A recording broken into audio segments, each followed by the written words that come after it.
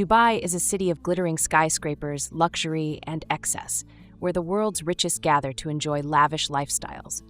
But just a short distance away lies Sonapur, a hidden world many never see. Sonapur, meaning City of Gold, ironically, is where thousands of migrant workers live in cramped, basic labor camps, toiling for the grandeur of Dubai. These two places couldn't be more different, one a playground for the elite, the other a harsh reality of survival. Tourists rarely visit Sonapur because it exposes a side of Dubai that contrasts sharply with the glamorous image the city projects to the world.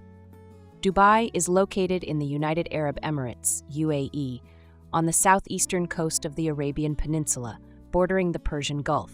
It's one of 7 emirates that make up the UAE, a federation formed in 1971. And Dubai is one of them, which surprises a lot of people. Dubai's rise is nothing short of a modern miracle. Once a humble fishing village known for pearl diving, it transformed into one of the world's most luxurious cities in just a few decades. Its turning point came in the 1960s when oil was discovered, providing the funds to invest in infrastructure and ambitious projects. But Dubai didn't stop at oil. It knew the reserves wouldn't last forever. Its rulers, especially Sheikh Rashid bin Zayed Al Maktoum, had a vision to make Dubai a global hub for trade, tourism, and business. Skyscrapers like the Burj Khalifa, man-made islands like the Palm Jumeirah, and a world-class airport drew international attention. By diversifying into real estate, finance, and tourism, Dubai became a magnet for the world's wealthy, attracting investors and tourists alike. Its free trade zones and tax-free policies further boosted its economy, making it a haven for businesses. But there's a grittier side too. The labor force that built this glittering metropolis largely comprises migrant workers living under tough conditions. Enter the Queen of Pit trucks, a nickname for the fleet of trucks that haul waste, debris, and materials behind Dubai's sleek facade. While the trucks and their drivers are rarely in the spotlight, they're essential to keeping the city running. Dubai's transformation from desert to metropolis came at a cost. Many fertile areas, once used for farming and sustaining local communities, were cleared to make way for towering skyscrapers, highways, and massive construction projects. This shift started in the 1960s, fueled by the discovery of oil. As the city grew, the natural landscape was replaced by urban sprawl, and the focus moved from agriculture to trade, tourism, and luxury living. The population skyrocketed as workers and investors from all over the world flocked to Dubai. In the 1970s, Dubai's population was just over 100,000. Today, it has surged to around 3.6 million people. Interestingly, over 85% of the population are foreigners. The dominant religion in Dubai is Islam, as it's part of the United Arab Emirates, but the city is known for its religious tolerance.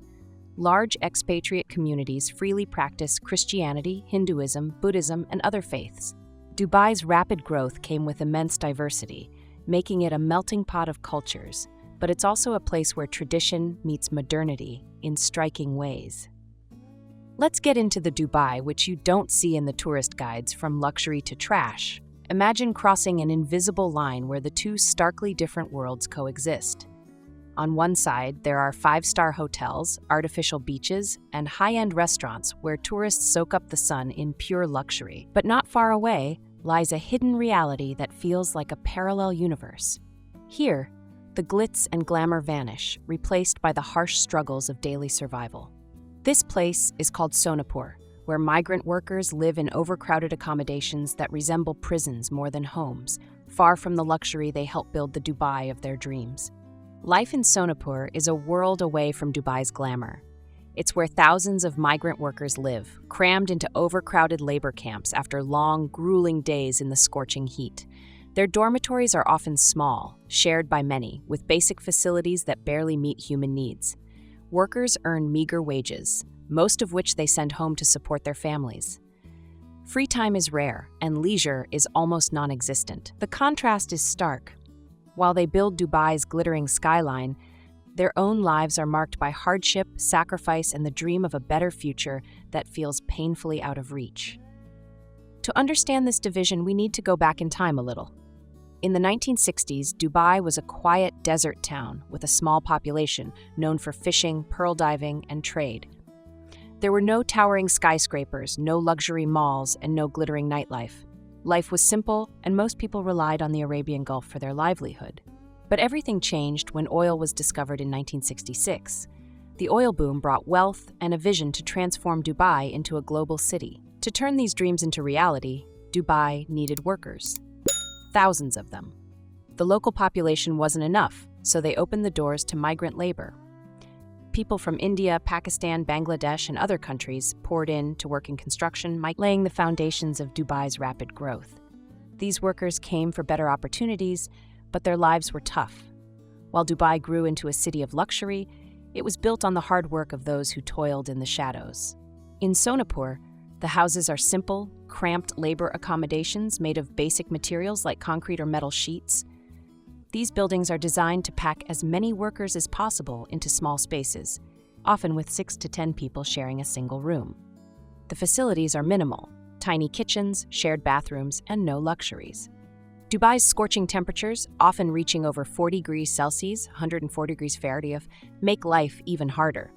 Many accommodations lack proper air conditioning, leaving workers to rely on small fans or windows for relief, which barely helps in the sweltering heat. The overcrowding only worsens the situation, making these spaces hot, stuffy, and uncomfortable. Why do people accept living in such conditions? The answer isn't simple. Many workers leave their home countries like India, Pakistan, Bangladesh, and the Philippines with dreams of a better life. They hope the money they earn will help them support their families or pay for education. But the reality is far from what they're promised. Recruitment companies often lure them with false promises of proper housing, transportation, and medical care. Once they arrive, they find overcrowded housing and tough working conditions instead. Trapped by debts from recruitment fees and low wages, they have no choice but to endure the harsh reality. Many workers can't just leave Dubai because they lose their rights upon arrival. Employers often take their passports and send them to Sonapur, isolating them. The law doesn't protect them, and they're trapped in a tough cycle.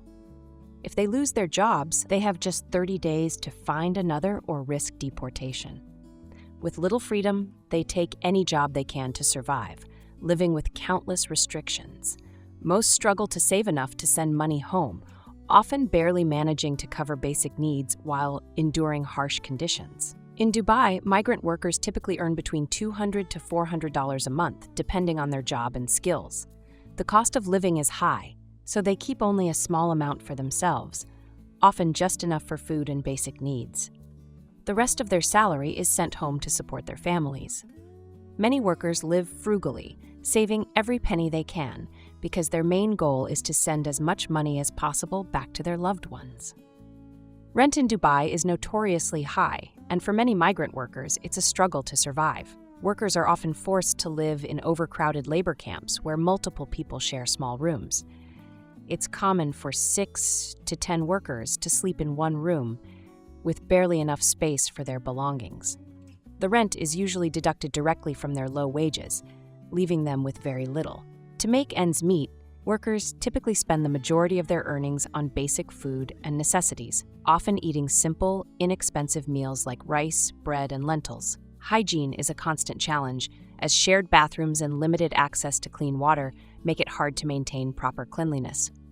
The solution seems to lie in improving living conditions, increasing wages, and offering better legal protections for workers.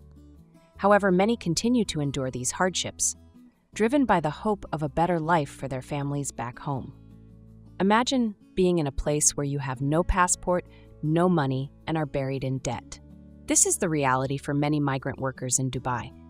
They come with the hope of earning money to support their families, but quickly find themselves trapped. Their employers often confiscate their passports, leaving them unable to leave the country. To make matters worse, many workers aren't paid on time or not at all. It's heartbreaking to see workers begging their employers for the money they've earned just so they can return home. The debt they owe to recruitment agencies and their employers keeps them stuck in a never-ending cycle of desperation. These workers are often left with no way out, forced to stay and endure harsh conditions, hoping one day they'll be able to pay off their debts and go back to their families.